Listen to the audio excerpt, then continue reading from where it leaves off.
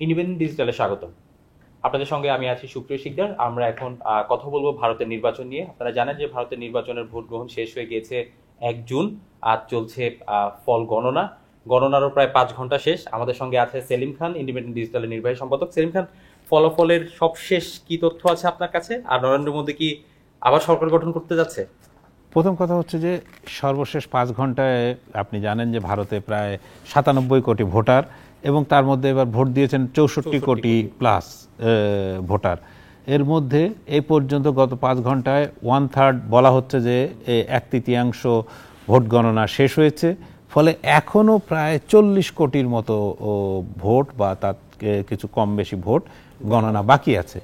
কিন্তু এই 20 কোটি ভোটের গণনার মধ্যে দিয়ে কিন্তু একটা ট্রেন্ড পরিষ্কার হয়ে গেছে। সেই ট্রেন্ডটা হলো যে এনডিএ তারা কিন্তু 290-এর এদিক ওদিক প্লাস মাইনাস কখনো, কারণ ওঠানামা এখনো পর্যন্ত যেহেতু অনেক ভোট বাকি, ফলে অনেক কেন্দ্রে কখনো তাদের মধ্যে ডিফারেন্সটা খুবই কম, কোথাও 1,500, কোথাও 5,000, কোথাও ফলে গণনার সময় কিন্তু একটু এদিক ওদিক হচ্ছে। এ পর্যন্ত যে ট্রেন্ড, তাতে এনডিএ 290 তার আশপাশে আছে। আর তাদের বিরোধী যে ইন্ডিয়া জোট, সেই ইন্ডিয়া জোটের মানে এখনো পর্যন্ত 235, 30 থেকে 35-এর মধ্যে তাদের ভোটটা মানে আসন সংখ্যাটা ওঠানামা করছে। কিন্তু এইটি চূড়ান্ত নয়। চূড়ান্ত হতে এখনো ধরেন প্রায় বিকাল সন্ধ্যা হয়ে যায় বলে আমরা মনে করি। তো আপনি যে প্রশ্নটা করছিলেন সেটি হচ্ছে যে মোদী আবার সরকার গঠন করতে যাবেন কিনা। যদি এই ট্রেন্ড অব্যাহত থাকে তাহলে এটা বলতেই হবে যে কোনো তেমন বড় ঘটনা না ঘটলে মোদী সরকার গঠন করতে, তৃতীয়বারের মতো সরকার গঠন করতে চলেছেন। এখন নরেন্দ্র মোদী তৃতীয়বারের মতো সরকার গঠন করবেন যে, এখানে প্রশ্নটা হচ্ছে যে নরেন্দ্র মোদী 2বার সরকার গঠন করেছেন। একবার তিনি এককভাবে 2014 সালে 282টি আসন নিয়ে আসছিলেন বিজেপির জন্য। 2019 সালে তিনি বিজেপির জন্য 303টি আসন নিয়ে এসেছিলেন। ভারতবর্ষে সংখ্যাগরিষ্ঠতার জন্য প্রয়োজন হয় 272টি আসন।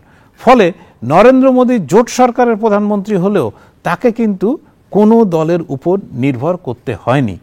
এখন বিজেপির যে নাম্বারটা দেখা যাচ্ছে সেটা হচ্ছে 240-এর কম বেশি। কেউ কখনো 240-এর একটু উপরে উঠছে, কখন 240-এর নিচে নামছে। এখন যদি 240-এর নিচে নামে, ধরুন 235 হয়, তাহলে নরেন্দ্র মোদীকে সরকার গঠনের জন্য প্রায় 32 আর 5 37টা আসন লাগবে। এই 37টি আসন কোত্থেকে আসবে? 37টি আসন কিন্তু বিজেপির এই মুহূর্তে কোনো বড় বিরাট কোনো শরিক নেই যারা অনেক বেশি আসন পেয়েছে। সেক্ষেত্রে একটু সমস্যা হলো যে তাদের 2 শরিক সবচেয়ে বেশি আসন পেয়েছে। একটি হচ্ছে চন্দ্রবাবু নাইডু টিডিপি, তারা 14 থেকে 15টা আসন পেয়েছে, প্লাস হচ্ছে জেডিইউ পেয়েছে আপনার 14টি আসন, টিডিপি পেয়েছে 16টি আসন। এই 14 আর 16 30টি আসন, এটি হচ্ছে নরেন্দ্র মোদী তৃতীয়বারের মতন যদি সরকার গঠন করতে যান, তাহলে এইটাই হচ্ছে এই 2 শরিক হচ্ছে তার জন্য একেবারে চূড়ান্ত রকমের গুরুত্বপূর্ণ 2 শরিক। কিন্তু এখানে একটা কথা আছে। আপনি জানেন যে জেডিইউ দলের যিনি প্রধান নীতিশ কুমার, সেই নীতিশ কুমারকে উনি এতবার জোট পাল্টেছেন। একবার কিছুদিন আগে উনি কিন্তু এই যে ইন্ডিয়া জোটের মুখ্য রূপকার কিন্তু উনি, এবং উনি কিন্তু প্রধান ছিলেন। সেখান থেকে উনি এই ইন্ডিয়া জোট করার কিছুদিন পরেই দল পাল্টে বিজেপির সঙ্গে গিয়ে যোগ দিলেন। সুতরাং ওনার পুরো ভারতের রাজনৈতিক মানে মহলে, বিশেষ করে বিহারে ওনার নাম হয়ে গেছে পল্টুরাম। এখন নির্বাচনের পরে যে উনি আবার পল্টি খাবেন না, এইটা কেউ বলতে পারে না। আরেকটি কথা, সেটা হচ্ছে যে তেলেগু দেশম পার্টি, যেটা এনটি রামারাও তৈরি, তার জামাতা চন্দ্রবাবু নাইডু, এটার তিনি কিন্তু মানে বিজেপির আইডিওলজির সঙ্গে তার ঠিক চলে না। উনি কিন্তু বাজপেয়ী সরকারেরও শরিক ছিলেন। যে সময় আপনার হয়তো মনে আছে 2002 সালে গুজরাটের দাঙ্গা হয়, উনি সেই সময় সবচেয়ে বেশি সরব ছিলেন যে নরেন্দ্র মোদীর বিরুদ্ধে ব্যবস্থা নিতে হবে। তখন কিন্তু বাজপেয়ী শেষ পর্যন্ত বলতে বাধ্য হয়েছিলেন যে আমি রাজধর্ম পালনের জন্য মানে মনে করিয়ে দিতে চাই যে ওই আসনে থাকলে তাকে রাজধর্ম পালন করতে হবে। এখন এই দুইজনের পরিস্থিতি। আরেকটি প্রশ্ন, এইবারের ইয়েতে নির্বাচনের প্রতিশ্রুতিতে টিডিপি বলেছে যে তারা ক্ষমতায় আসলে অন্ধ্রপ্রদেশে 4% মুসলমানদের জন্য সংরক্ষণ করবে। এইটা নিয়ে কিন্তু তার বিজেপির সঙ্গে একেবারে খাড়াখাড়ি অবস্থা। আপনি জানেন যে নরেন্দ্র মোদী অনেক ভাষণে বলেছেন যে মুসলমানদের চাকরি দিয়ে দেওয়া হবে, দিয়ে দেওয়া হবে, ফলে এইখানেও তাদের মধ্যে একটা ডিফারেন্স আছে। এখন এরা যদি নরেন্দ্র মোদীর সঙ্গে থেকে সরকার গঠন করেন, তাহলে নরেন্দ্র মোদী খুব স্বস্তিতে যে সরকার মানে চালাতে পারবেন বিষয়টা কিন্তু এরকম না। আর এরা কখনো যে জোট বদল করবেন না বা জোট পাল্টাবেন না, তারও কোনো আসলে নিশ্চয়তা নেই। ফলে খুব একটা স্বস্তি মোদী, যদি এই অবস্থা চলতে থাকে, যদি নরেন্দ্র মোদী 272-এর ধারে কাছে না পৌঁছাতে পারেন, তাহলে এইটা অনেক বেশি কঠিন হবে তার জন্য। আচ্ছা সেলিম খান, এখনো পর্যন্ত ভোটের যে ট্রেন্ড আপনি বলছিলেন যে বিজেপি এগিয়ে আছে বেশ কিছুটা, এটা আসলে কি মনে হয়? তাহলে কি মোদির যে প্রতিশ্রুতি ছিল মানুষের কাছে, প্রতিশ্রুতি আসলে খুব ভালোভাবে পৌঁছেছে? মোদির প্রতিশ্রুতি, আপনি ভালো প্রশ্ন করেছেন, যে মোদির প্রতিশ্রুতিগুলো যদি সত্যি মানে মানুষ নিত বা উনি যে প্রচারের ইয়েতে ছিলেন সেটা যে নিত, তাহলে বিজেপি কিন্তু যে এক্সিট পোলের যে হিসাব দেখাতো সেই হিসাবের মধ্যেই থাকতো। এখন আপনি যদি একটু খেয়াল করে দেখেন যে বিজেপি যখন গত জানুয়ারি মাসে আপনার রাম মন্দিরের উদ্বোধন করলো, তখন তারা ভেবেছিল যে এই রাম মন্দির দিয়েই তারা পুরো মানে হিন্দিভাষী অঞ্চল বা ভারতবর্ষের একটা বড় অঞ্চল তারা কাঁপিয়ে দেবে, তারা একচেটিয়া ভোট পাবে।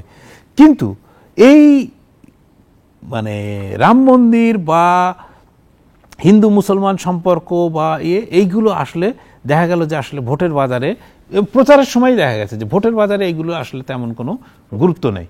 এবং আপনাকে আরও একটা তথ্য দিয়ে রাখি যে অযোধ্যা, যেখানে রাম মন্দির তৈরি হয়েছে, সেইটি যে আসনের সেই আসনটার নাম হচ্ছে ফৈজাবাদ।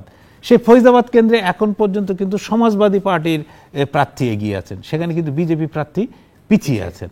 ফলে আপনি অযোধ্যা হলো উত্তরপ্রদেশ রাজ্যের একটা অংশ, যখন সেখানে রাম মন্দির তৈরি হয়েছে সরকারি অর্থে, সেখানে রাম মন্দির দর্শনের জন্য যাতে দেশ বিদেশ থেকে লোক আসতে পারেন, সেখানে একটা এয়ারপোর্ট পর্যন্ত করা হয়েছে। এই করার পরেও উত্তরপ্রদেশে সবচেয়ে বড় ধাক্কা খেয়েছে বিজেপি। এখন পর্যন্ত মানে বিজেপি জোট ও যে রাহুল এবং অখিলেশের ইন্ডিয়া জোটের চেয়ে পিছিয়ে, সর্বশেষ যে হিসাব আমাদের তাতে 43, আর সেখানে সবচেয়ে বেশি আসন 80টা, তার মধ্যে 43টি আসনে এগিয়ে আছে এই মানে ইন্ডিয়া জোট, আর 36টি আসনে এগিয়ে আছে বিজেপি বা বিজেপি জোট সমর্থকরা। আচ্ছা সেলিম খান, এই মোটা দাগে যদি আপনাকে বলি যে ইন্ডিয়ার নির্বাচনের দিকে তাকালে দেখা যায় যে দুটো জোট আসলে নির্বাচন করছে, এনডিএ জোট আর হচ্ছে ইন্ডিয়া জোট। এই বিষয়টাকে আপনি কিভাবে দেখছেন? হ্যাঁ, এই প্রথম কিন্তু এমন একটা এই নির্বাচন হতে যাচ্ছে বা হয়ে গেল ভারতে, সেখানে কিন্তু দুটো জোট, মানে আপনি ব্রিটিশ মানে পার্লামেন্টারি সিস্টেমে কি হয়, বহুদলীয় গণতন্ত্রে সেখানে বিভিন্ন দল থাকে, ফলে ভোট হয়ে যায় ভাগাভাগি, যেখানে 30% ভোট পেয়েও বহু দল ক্ষমতায় চলে যায়, কোনো ইয়ে নেই। এই বিজেপি কিন্তু 2014 সালে বিপুল পরিমাণ আসন পেয়েছিল মাত্র 31% ভোট পেয়ে। আপনার 2019-এ তারা মাত্র 37% ভোট পেয়ে 303টা আসন পেয়েছিল। এইবার যাতে বিরোধী ভোটটা ভাগ না হয়, সেই জন্য কংগ্রেস উদ্যোগী হয়ে এবং তার সঙ্গে অন্যান্য দল, ওই যে বললাম নীতিশ কুমারও ছিলেন, তারা কিন্তু ইন্ডিয়া জোট করলেন। এবং ইন্ডিয়া জোট করে তারা ভোটটাকে আর ভাগ হওয়ার দিকে যেতে না দিয়ে যতটা সম্ভব কনসলিডেট করার রাস্তায় গেলেন। এবং দেখা গেল যে এইবারই ভারতে যে ভোট হলো, সেটা খাড়াখাড়ি দুটি জোটের মধ্যে, দলের মধ্যেও না, কিন্তু দুটি জোটের মধ্যে। একটা হচ্ছে যে বিজেপির নেতৃত্বাধীন এনডিএ জোট, আর একটা হচ্ছে কংগ্রেসের নেতৃত্বাধীন ইন্ডিয়া জোট। এখন এর মধ্যে কে কত ভোট পেয়েছেন সেটা পরে হিসাব করা যাবে। এর বাইরেও কিছু দল আছে যারা হয়তো মানে আগামীতে ভূমিকা রাখবে সরকার গঠনের ক্ষেত্রে। আচ্ছা, আপনার কাছে আমি বিজেপি জোট মানে ইন্ডিয়া জোটের কথা শুনছিলাম, ইন্ডিয়া জোট আসলে কতটুকু কি করতে পারবে? ইন্ডিয়া জোট এখনো পর্যন্ত যা করেছে, কংগ্রেস দল ধরেন প্রায় মুছে যাওয়ার মতন হয়েছিল। আপনি 2014 সালে 44টি আসন পেয়েছিল, 2019-এ মাত্র 52টা আসন পেয়েছিল, সেইখানে তারা 100 পার করতে চলেছে তাদের সংখ্যা। মানে তাদের জন্য এটা একটা বড় রিভাইভাল, বড় মানে পুনরুজ্জীবনের একটা বড় অংশ। সেটা শুধু না, আপনার হিন্দিভাষী অঞ্চল যেখান থেকে মানে কংগ্রেস প্রায় মুছে যেতে বসেছিল, সেই হিন্দিভাষী অঞ্চলের মধ্যে আপনার রাজস্থান, হরিয়ানা, উত্তরপ্রদেশ এরকম বেশ কিছু রাজ্যে কংগ্রেস কিন্তু খুব ভালো ফল করেছে। তারা ভালো ফল করার আশা করছিল, এখনো পর্যন্ত তাদের পায়নি।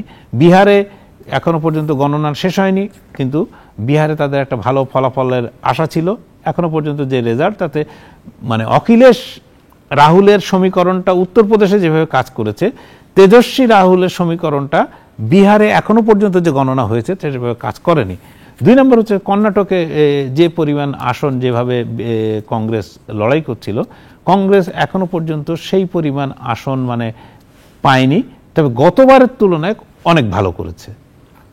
আচ্ছা সেলিম খান, এই যে 5 ঘন্টার ভোট গণনা হয়ে গেল প্রায়, তো পশ্চিমবঙ্গের অবস্থা কি দেখছেন? এইটা একটা খুব ভালো যে আমাদের প্রতিবেশী একদম পশ্চিমবঙ্গ, এবং মোটামুটি ভোটের প্যাটার্নও একই রকম। আপনার প্রাথমিক ফলাফলের যে কয়টি রাজ্যে আপনার মানে বেশ মনে হচ্ছিল যে বিজেপি জোট, এনডিএ জোট যারা, তারা খুবই ভালো ফল করছে বা এগিয়ে, তার মধ্যে 2টি রাজ্য ছিল ইম্পর্টেন্ট। সে একটা হচ্ছে মহারাষ্ট্র, আর একটা হচ্ছে পশ্চিমবঙ্গ। দেখা গেল যত সময় এগিয়েছে মহারাষ্ট্রে ইন্ডিয়া জোট তত ভালো করছে।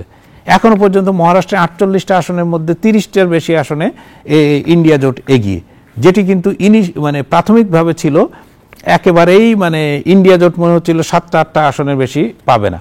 ঠিক একইভাবে যখনই আমি পশ্চিমবঙ্গের কথায় যদি যাই, তো পশ্চিমবঙ্গে যখনই গণনা শুরু হলো, তখন প্রাথমিক গণনার পর মনে হলো যে বিজেপি এবার একেবারে তৃণমূলকে আউট করে দেবে। তখন বিজেপি দেখা যাচ্ছিল যে 21, 22, 23 এরকমভাবে এগোচ্ছিল। কিন্তু এই সর্বশেষ যে অবস্থা, তাতে ফলাফল, তাতে এই মুহূর্তে তৃণমূল 31টি আসনে এগিয়ে আছে, বিজেপি 11টি এবং একটি কংগ্রেস এগিয়ে আছে। বিজেপি গতবার পেয়েছিল 18টি, তারা যদি 11টা পায় তাহলে মানে 7টা হারাবে। আর তৃণমূল গতবার পেয়েছিল 22টা, এবার যদি 31টা পায় তাহলে তারা 9টা মানে গেইন করবে। তো এই একটা বিরাট তৃণমূল শুধু না, এবং বাংলা দখলের জন্য আপনি সর্বশেষ সন্দেশখালির ঘটনা জানেন, সেইখানে কিন্তু অনেক ধরনের কাজ, এমনকি হাইকোর্টের বিচারপতি দিয়ে, যে বিচারপতি একের পর এক তৃণমূল সরকারের বিরুদ্ধে নানা বিরুদ্ধে রায় দিয়েছেন, সেই বিচারপতি কিন্তু রাতারাতি গিয়ে বিজেপিতে জয়েন করেছেন। ফলে এইসব জিনিসের প্রভাব কিন্তু মানুষের মধ্যে ভালোভাবে পড়েনি, মানুষ ভালোভাবে নেয়নি। এর ফলাফল কিন্তু তৃণমূল কিন্তু একদম চুপ ছিল। ইভেন আপনার 1 তারিখে মমতা বন্দ্যোপাধ্যায় কিন্তু ইন্ডিয়া জোটের বৈঠকে পর্যন্ত আসেননি যে করার জন্য, ভোটের এটা পর্যবেক্ষণের জন্য, এবং তার ফলাফল কিন্তু হাতে নাতে পেয়েছে। এটাতে একটা জিনিস প্রমাণিত ভারতবর্ষে, যে এক্সিট পোলে যেভাবে দেখানো হচ্ছিল যে বিজেপি 30-35টা আসন হয়, মমতা বন্দ্যোপাধ্যায় একটা বড় উদাহরণ, যে তিনি এর আগে 2021 সালেও প্রমাণ করেছেন যে এক্সিট পোলের হিসাব ভুল, এবারও তিনি প্রমাণ করেছেন যে এক্সিট পোলের হিসাব আরো ভুল। আচ্ছা সেলিম খান, এই যে নির্বাচনের ফলাফল, এই কেন্দ্রিক একটা জটিলতায় ভারতের শেয়ার বাজারে একটা বড় পতন দেখা যাচ্ছে, এই বিষয়টা আপনার কাছে কি তথ্য আছে? শেয়ার বাজার, আসলে শেয়ার বাজার হচ্ছে যে কোনো দেশে শেয়ার বাজার আসলে খুবই সেন্সিটিভ একটা জায়গা, ঠিক আছে?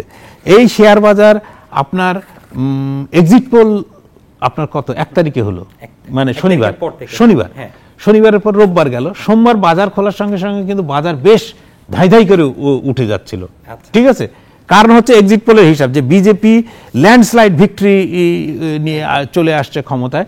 এই বাজারে যখন এই সংকেতটা গেল তখন, আর আজকে যখন ফলাফল ওই রকম আশানুরূপ হচ্ছে না, ইভেন বিজেপি সংখ্যাগরিষ্ঠতা, এককভাবে সংখ্যাগরিষ্ঠতা পাচ্ছে না, এই মেসেজ যখন বাজারে গেছে, তখন কিন্তু যেটা বোম্বে স্টক এক্সচেঞ্জ বিএসসি বলে, আর একটা হচ্ছে যে ন্যাশনাল স্টক এক্সচেঞ্জ যেটা নিফটি নামে পরিচিত, দুটোরই কিন্তু 7% এবং হাজার পয়েন্ট, এবং এখন বন্ধ করে দেওয়া হবে কিনা এই ট্রানজাকশন, সেটা নিয়ে কিন্তু কথা চলছে, যে ইতিমধ্যে 7%, 8% অলরেডি ফল করেছে। তার মানে এই মুহূর্তে বাজারে যারা ছিলেন, মানে শেয়ার বাজারে যারা ছিলেন, তারা সবাই শেয়ার বিক্রি করে টাকা নিয়ে বেরিয়ে চলে যেতে চাচ্ছেন। তার কারণ হচ্ছে তারা মনে করছেন যে আগামী দিনে মানে ভারতের রাজনৈতিক অবস্থা বেশ আনস্টেবল হতে পারে। এই আনস্টেবল অবস্থার মধ্যে শেয়ার বাজারে থাকাটা বুদ্ধিমানের কাজ হবে না, ফলে তারা শেয়ার বিক্রি করে বেরিয়ে যাওয়ার মানে প্রচেষ্টা তাদের মধ্যে আছে। এটাতে ইন্ডিকেট করে যে নরেন্দ্র মোদী সরকার করুন আর যিনি সরকার করুন, খুব একটা যে স্টেবল অবস্থায় এই মুহূর্তে থাকতে পারবেন সেটা ইনিশিয়ালি বলা খুবই কঠিন। ধন্যবাদ সেলিম খান। আমরা আরো সংবাদ, আরো ভোটের ফলাফল নিয়ে আপনার সাথে আসবো, আপনার সাথে আলোচনা করব। দর্শক, এখন এ পর্যন্তই। আমরা আবার ভারতের নির্বাচনের ফলাফল নিয়ে আপনাদের সঙ্গে যুক্ত হব। সেই পর্যন্ত যুক্ত থাকুন ইন্ডিপেন্ডেন্ট ডিজিটালের সঙ্গে। চোখ রাখুন ITVBD.com। ধন্যবাদ।